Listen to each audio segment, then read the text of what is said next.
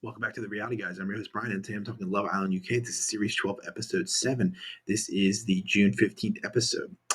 All right, we pick kind of pretty much right back where we left off, where the girls are watching the guys on the big screen. The girls had picked the three guys they want to go have like a little one-on-one date with, and as is expected, the girls are acting like, my notes here is like they're acting like they're watching these guys sleep with these girls. Like they're just completely blown away. Yeah, some of them, I guess, did say some things that are a little questionable. But again, these people have been in a relationship or a couple, like a legit couple for what, like a few hours, if that. But yeah, really this episode really focuses around Meg, Dijon, and Malisha, and it's going to be interesting to see where this goes because the way this episode ended is kind of, it was some cringe stuff, but I mean, it was entertaining. It's entertaining to know like, well, what's gonna happen. I don't know if like I love like watching some girls just basically tell each other they're losers, and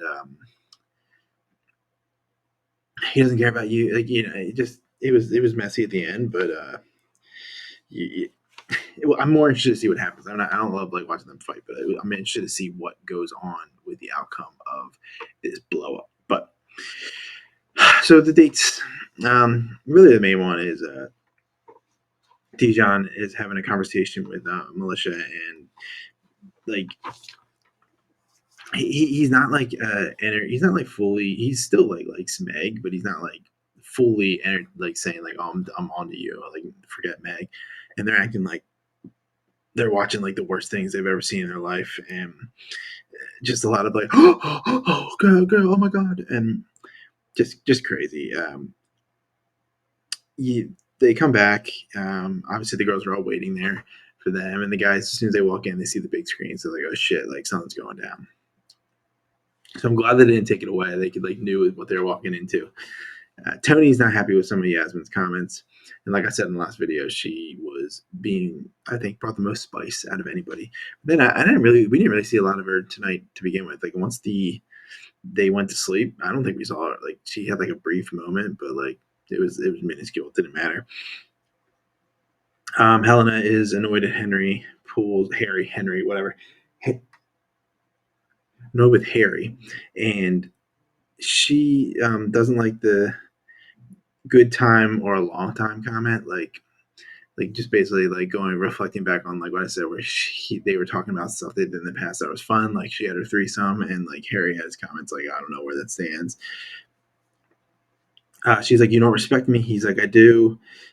Uh, he he said what he said was how I felt in the moment. I'm just like, whatever, dude. Like, basically, he doesn't have a reason for why he said the things he did. He feels that way, but he's not going to admit to it to her. Just put it like delay it like another day or two. So that'll be interesting to see where that goes at. So he went with the Asman. Yeah. Yeah, I don't know. Well, it'll be interesting to see what goes on there. That's going to be really. I think a lot of it was overshadowed by the Meg and Dijon militia stuff. But um, so Meg and Dijon finally have a conversation. She's annoyed at him because he made a comment where in that quote, if she wants to get to know someone else, she was never mine. And it is a crazy thing. That I think it's crazy to say based off of like where the show is timeline wise and how long they've actually been. Like I guess they are like I guess technically an OG couple, but it's not like they saw each other like, oh my god, it was like the random. It was like the, I like the words couple up, but I mean they're still together, so there's obviously something there, but just and that's not even the worst of it so far. But so Militia and Dijon are talking, and she overhears Meg talking shit about her, and they just start chirping at each other like across the way. Like I think Meg's in the kitchen, and Militia and Dijon are having a conversation like on one of the benches or like the seating areas, and they're just like chirping at each other. Um, the next morning, Militia apologizes to Meg, says like she shouldn't have been screaming at her. That's an important thing. She says that later. And then there's some stuff that happens during the day, but like that's like the Yasmin stuff. Who cares? But like at nighttime, Dijon and Militia go onto the terrace. She wanted to go have a conversation in the hideaway, and he's like, I don't know if I should do that. I think we should go on the terrace. Um, he tells her like, look, if Meg's gonna keep acting this way, then I'm gonna end it with her. Like, there's no like, this is ridiculous. Everybody can hear this, kind of, because I think a lot of the guys knew how that Dijon felt this way.